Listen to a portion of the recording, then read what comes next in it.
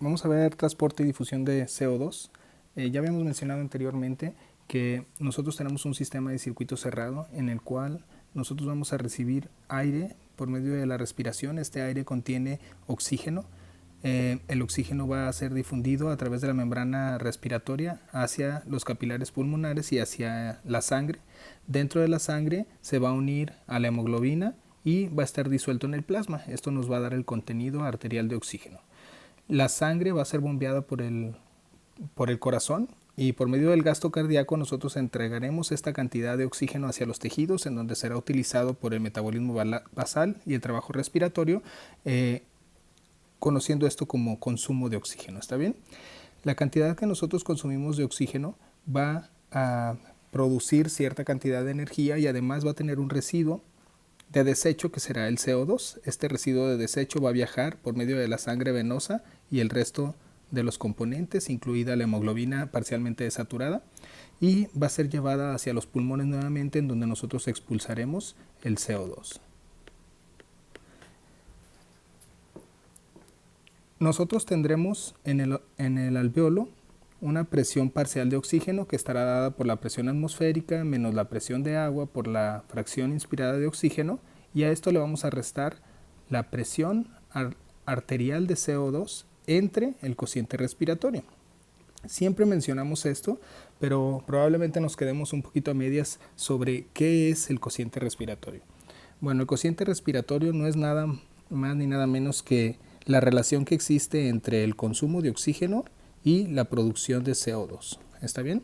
Esto significa que si nosotros utilizamos una molécula de oxígeno y producimos una molécula de CO2, esta relación será, o este cociente respiratorio será de 1. ¿Está bien? ¿Cómo se podría calcular esto? Bueno, cuando nosotros oxidamos un nutriente, por ejemplo la glucosa, que es C6H12O6, nosotros vamos a utilizar moléculas de oxígeno para oxidarlo. En este caso utilizaremos 6 moléculas de oxígeno. ¿Qué es lo que vamos a tener como producto de desecho? Bueno, nosotros vamos a tener 6 moléculas de agua más 6 moléculas de CO2. Cuando nosotros tenemos esta producción, entonces tendremos una relación de 1 a 1 metabolizando carbohidratos. Cuando nosotros utilizamos lípidos, nosotros vamos a tener una relación de 1 a 0.7 con una relación de 0.7. ¿Está bien? Si nosotros tenemos una dieta balanceada, entonces nosotros tendremos consumo de carbohidratos, de lípidos y de proteínas, ya dándonos un cociente respiratorio final de un aproximado de 0.8 o hasta 0.9. ¿Está bien? Para fines prácticos utilizamos casi siempre esta relación de 0.8 para realizar nuestros cálculos. Toda esta producción se va a llevar a cabo en la mitocondria por medio de nuestro ciclo de producción energética celular, por medio del ciclo de Krebs y por medio de la fosforilización oxidativa en la mitocondria para la producción de ATP. Cuando nosotros llevamos el oxígeno por medio de la sangre arterial, va a llegar esta hacia los capilares y vamos a entregarla dentro de los tejidos. Nosotros vamos a tener aquí un eritrocito que se encuentra aquí en el plasma. Vamos a tener el eritrocito cargado de hemoglobina que se encuentra oxigenada, y nosotros vamos a tener células en los tejidos que van a estar produciendo CO2 constantemente por el medio del metabolismo que ya lo mencionamos. Aquí adentro nosotros vamos a tener una concentración de 45 milímetros de mercurio de presión parcial de CO2, y vamos a tener en el intersticio una concentración de 44 milímetros de mercurio. Un solo milímetro de mercurio es suficiente para que este CO2 pueda tener gradiente y viajar desde el dentro de la célula hacia el intersticio. Ya habíamos mencionado que el CO2 tiene una capacidad de difusión muy alta, por lo que este pequeño gradiente es suficiente para que nosotros podamos difundir el CO2 hacia el intersticio y de ahí pasar hacia el capilar. En los capilares nosotros tendremos una concentración aproximada de 40, y con este gradiente de 4 milímetros de mercurio vamos a pasar este CO2 en grandes cantidades hacia el plasma, en donde nosotros vamos a transportar el CO2 de 3 diferentes maneras. La primera de esas maneras será por medio de CO2 disuelto en el plasma. Este CO2 disuelto en el plasma va a ser una pequeña porción solamente del CO2 que va a llegar hacia el sistema respiratorio. Nosotros vamos a tener que una vez que está disuelto en el CO2 va a poder transformarse o va a poder catalizar una reacción. Esta reacción va a ser transformarse a bicarbonato por medio de la transformación primero a ácido carbónico y después a bicarbonato, liberando iones de hidrógeno. Esto ocurre de una manera muy pero muy lenta. Esta reacción va a ser acelerada dentro de los eritrocitos porque nosotros tenemos una enzima que se llama anidrasa carbónica, y esta enzima va a acelerar el proceso de formación de bicarbonato hasta 5000 veces. Por eso es que dentro de los eritrocitos, en menos de una fracción de segundo, nosotros tendremos la transformación de CO2 unido a agua hacia ácido carbónico y después hacia bicarbonato.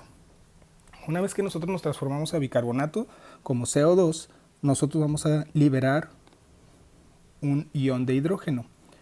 Van a suceder varias cosas. Primero, vamos a tener un incremento en la concentración de bicarbonato dentro del eritrocito, porque como ya lo dije, va a suceder de una manera muy rápida, entonces empieza a acumularse el bicarbonato dentro del eritrocito, por lo que va a tener que salir, y para compensar la pérdida de este ion negativo, vamos a tener entrada de cloro hacia el eritrocito. A esto se le llama desplazamiento de cloruros. ¿Qué es lo que va a suceder con el ion de hidrógeno? El ion de hidrógeno se va a unir a la hemoglobina y vamos a tener una hemoglobina ácida. Esta hemoglobina ácida entonces va a generar un cambio conformacional en la hemoglobina que va a facilitar que la hemoglobina libere oxígeno al que se encontraba unido, y entonces el oxígeno se entregue hacia los tejidos de una manera más fácil. ¿Cómo se llama o cómo se le conoce a esta reacción? Bueno, a este se le llama efecto Bohr. ¿Está bien? Significa que cuando nos encontramos en un medio ácido, la hemoglobina va a facilitar la separación de hemoglobina con oxígeno, y entonces podremos entregar mejor a los tejidos el oxígeno cuando nos encontramos en un medio ácido. ¿Está bien? ¿Cuál es la otra forma en la que puede viajar el CO2? Bueno, aparte de transformarse en bicarbonato, el CO2 también se va a unir a proteínas. El CO2 se va a unir a la hemoglobina. Esto también va a ayudar a un cambio conformacional que le va a ayudar a liberar oxígeno y también aportar más oxígeno hacia los tejidos. Entonces, cuando el CO2 se une a la hemoglobina, esta se va a llamar carbaminohemoglobina. ¿Está bien? Estas serían entonces las tres formas en las que nosotros podemos viajar como CO2 en la sangre. Por mucho, el 70% del CO2 va a viajar en forma de bicarbonato. El 7% va a viajar como CO2 disuelto en plasma. Y el resto, que sería un aproximado de 20 a 25%, será unido a proteínas. ¿Sale? Una vez que nosotros llegamos con todos los eritrocitos y la hemoglobina y el plasma cargado de CO2 hacia el alveolo, nosotros vamos a tener que hacer todo esto de manera inversa. Entonces, lo primero que va a suceder es que cuando llegamos hacia los alveolos, nosotros vamos a tener un cambio muy importante, y el principal cambio será que vamos a tener una concentración muy alta de oxígeno. Esta concentración alta de oxígeno ocasionará que el oxígeno se una a la hemoglobina y que la hemoglobina libere esos iones de hidrógeno con los que se encontraba unido. A esto se le llama el efecto Aldano. Cuando nosotros tenemos este efecto de liberación de partículas de hidrógeno, nosotros vamos a producir una liberación de ácidos dentro del eritrocito.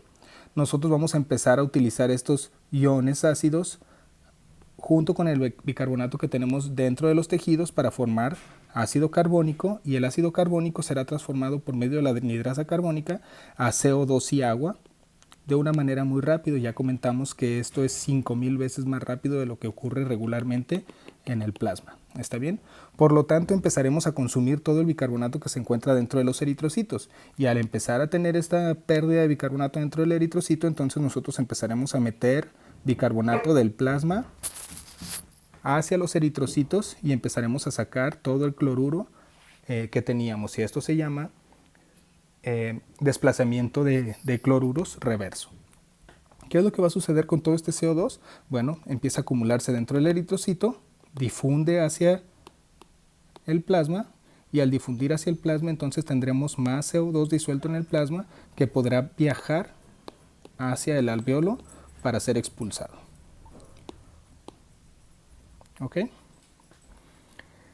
Entonces tendremos estas tres formas de transporte. Este es un resumen solamente de las formas en las que viaja el CO2. Ya mencionamos, el CO2 puede viajar disuelto en el plasma, unido a proteínas como la hemoglobina y transformado en bicarbonato.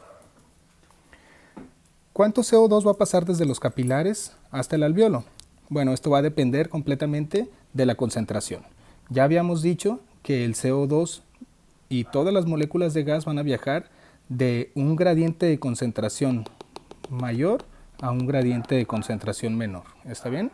Entonces, todas las células disueltas de gas, todas las moléculas de gas disueltas en el plasma van a empezar a desplazarse hacia donde hay menos. Entonces, nosotros vamos a tener que el PCO2 arterial,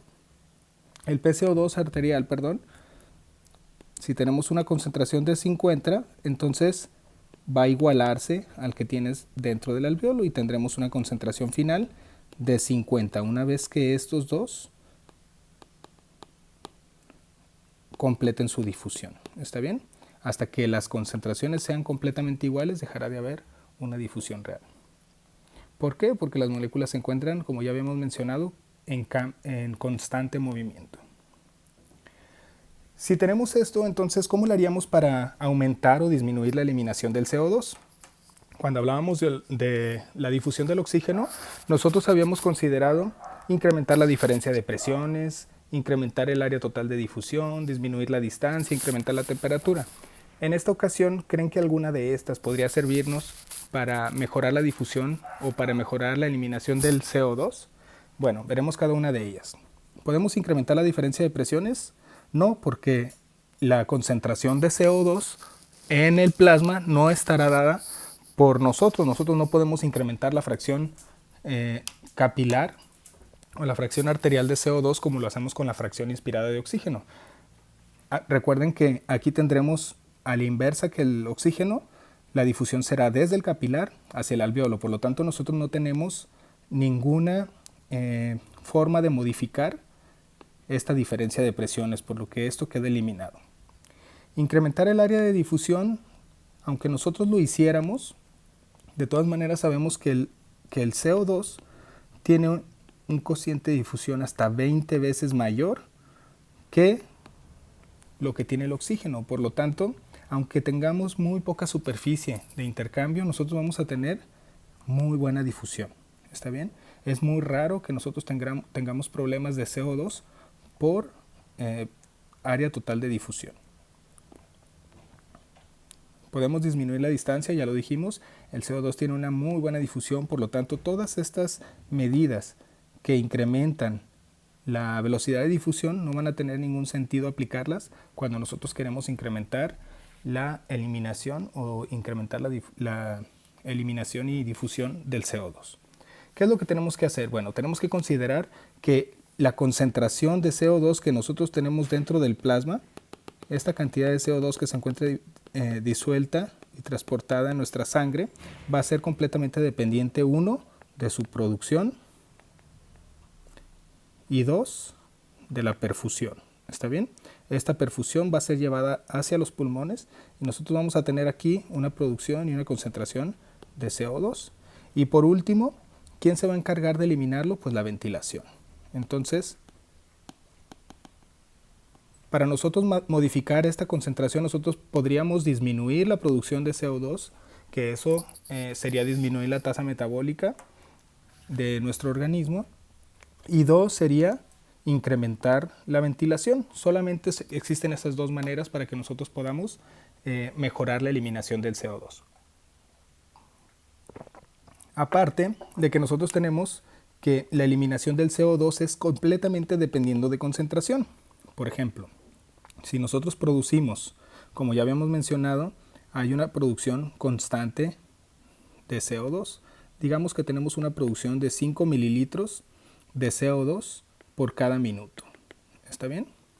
Nosotros vamos a tener una concentración plasmática promedio de 40, ¿les parece? Milímetros de mercurio.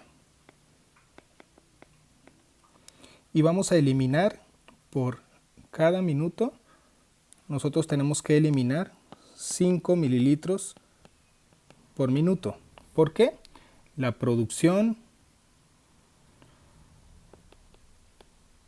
y la eliminación deben de ser iguales.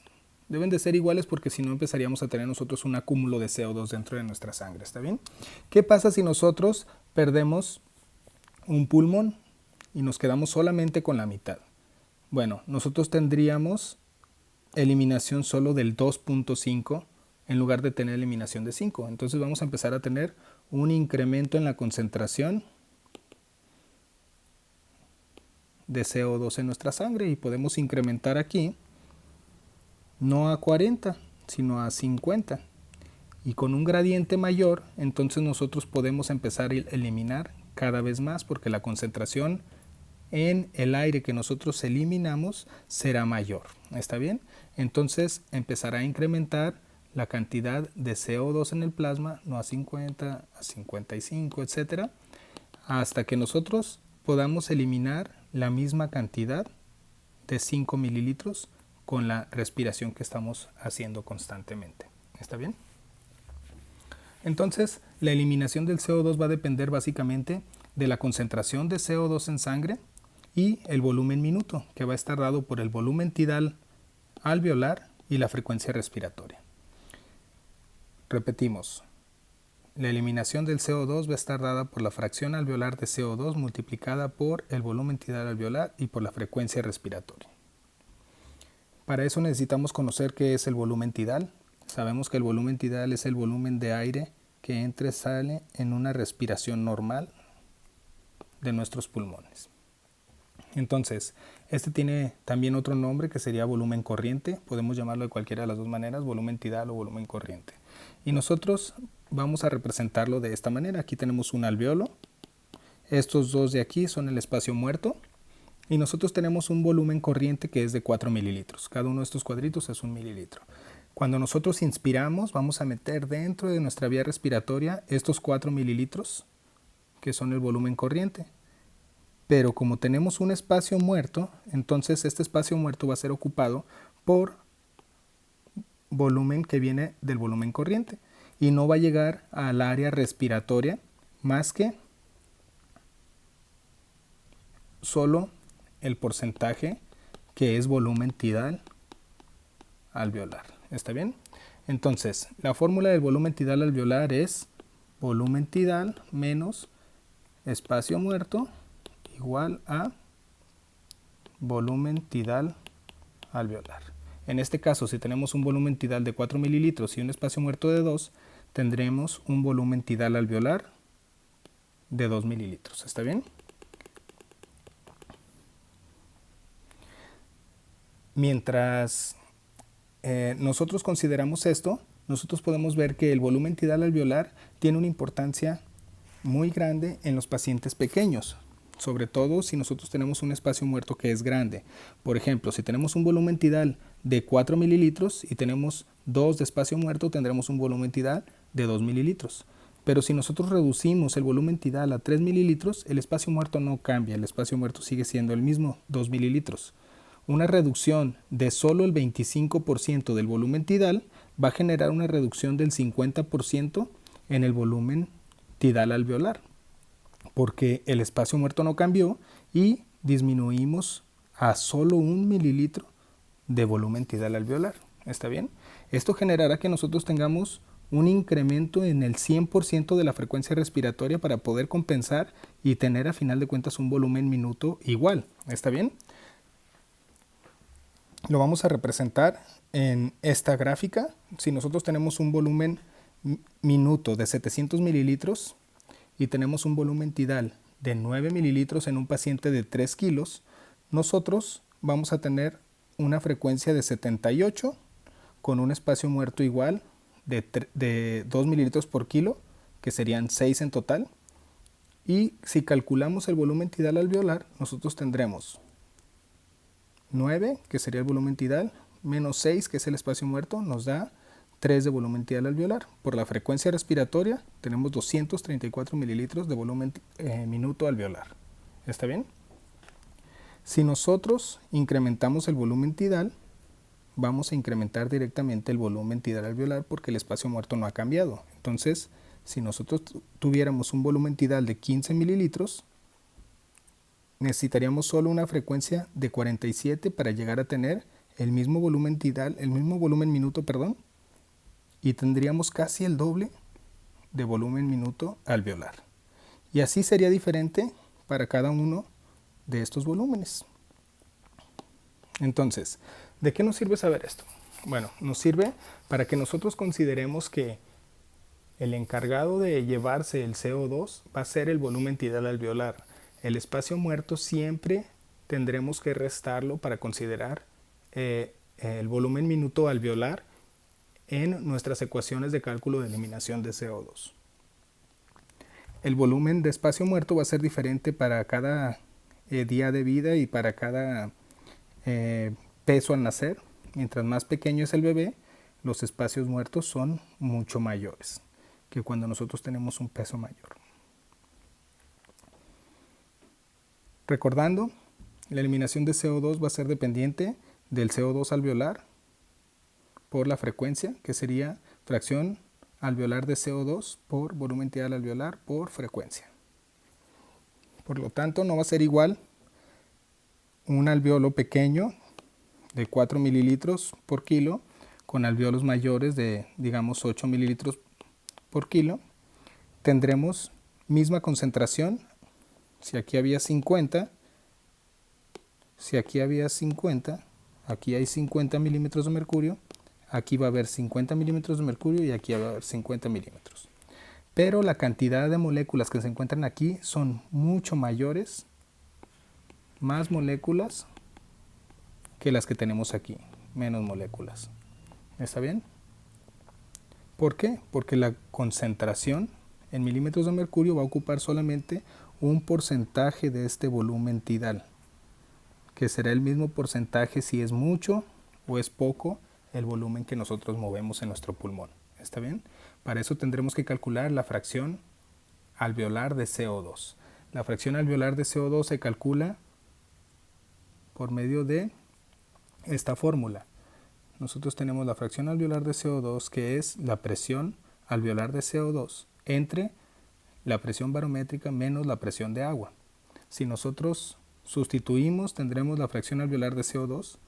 La presión alveolar es igual a la presión de capilar y tendremos nosotros 760 a nivel del mar de presión barométrica menos la presión de agua de 47 milímetros de mercurio. ¿Está bien? Con una presión alveolar de 50 milímetros de mercurio, nosotros tendremos una fracción alveolar de 7%. Aquí tenemos las fracciones alveolares de CO2 a diferentes presiones alveolares de CO2 o arteriales de CO2. Aquí tenemos a 40 milímetros de mercurio, nosotros tendremos una fracción alveolar de CO2 de 5.6%. A 45 milímetros de mercurio tendremos 6.3% y a 50 milímetros de mercurio tendremos 7% del volumen alveolar como fracción alveolar de CO2. ¿Ok? Entonces, con todo esto nosotros podemos utilizarlo de diferentes maneras, como por ejemplo, si nosotros conocemos cuánto es la producción de CO2 en un recién nacido, nosotros podemos calcular cuál sería la frecuencia respiratoria que le corresponde a este paciente para poder eliminar esos mililitros de CO2 que produce constantemente su organismo. Entonces, en esta tabla nosotros vemos que el volumen de CO2 que se produce por cada minuto, por cada kilo, es variado dependiendo de los días de vida, dependiendo del peso. Entonces, en este ejemplo nosotros tenemos un paciente de 1 kilo que tiene una producción de CO2 de 5 mililitros por minuto, tiene un volumen tidal de 4 mililitros y un espacio muerto de 2 mililitros, con un volumen tidal alveolar de 2 mililitros. La concentración arterial de CO2 es de 50 milímetros de mercurio. Con esto nosotros podríamos calcular qué frecuencia requiero para eliminar ese CO2. Vamos a hacer la siguiente fórmula. Tenemos BCO2 igual a fracción alveolar de CO2 por volumen tidal alveolar por frecuencia respiratoria. Nosotros vamos a cambiar estos que están multiplicando, los pasamos dividiendo, entonces tendremos BCO2 entre la fracción alveolar de CO2 por el volumen tidal alveolar, igual a la frecuencia respiratoria. ¿Está bien? Habíamos dicho, para sustituir, que este paciente tiene un BCO2 de 5 mililitros. Nosotros tenemos una fracción alveolar de CO2 con 50 milímetros de mercurio de 7%, por lo tanto es 0.07 por volumen tidal alveolar de 2 mililitros y tendremos la frecuencia respiratoria. Entonces sacamos nuestra fórmula y será 5 será 5 entre 0.07 por 2, que nos dará 0.14, igual a la frecuencia respiratoria, y como fórmula final nos queda, como resultado final nos queda 5 entre 0.14, que será 35. ¿Está bien? Entonces así podremos calcular cuánto requiere un paciente de frecuencia respiratoria para eliminar el CO2 que se produce constantemente. También podríamos utilizar de otra manera. Podríamos saber cuánto CO2 estamos eliminando en un paciente que ya está respirando o que ya tiene parámetros respiratorios o ya conocemos la frecuencia respiratoria de ese paciente. ¿Está bien? Entonces, si nosotros tenemos un paciente que no conocemos el BCO2, entonces podremos calcular si este paciente tiene frecuencia respiratoria de 35, nosotros podremos calcular la fracción alveolar de oxígeno, perdón, de CO2 será de 0.07 por 2 mililitros de volumen tidal alveolar por 35 y vamos a sacar nuestro BCO2. Al sacar esto nos queda entonces 0.07 por 2 por 35 igual a 4.9. ¿Está bien? Espero que se entienda. Bueno, todo esto es de suma importancia para los pacientes porque cuando nosotros no ponemos el debido cuidado en vigilar el CO2 de nuestros pacientes y los sobreventilamos, nosotros estamos exponiendo a nuestros bebés a una hipocarbia que, si esta es severa, puede ocasionar que los pacientes tengan un riesgo aumentado de parálisis cerebral y que tengan también un riesgo aumentado de leucomalacia periventricular. Ambas son complicaciones catastróficas realmente y que van a tener un impacto muy serio sobre la vida de nuestros pacientes y sobre su calidad de vida, por lo que nosotros debemos de tener mucho cuidado cuando nosotros ventilamos a un paciente. Siempre tenemos que tener en mente no sobreventilar y no ocasionar hipocarbia.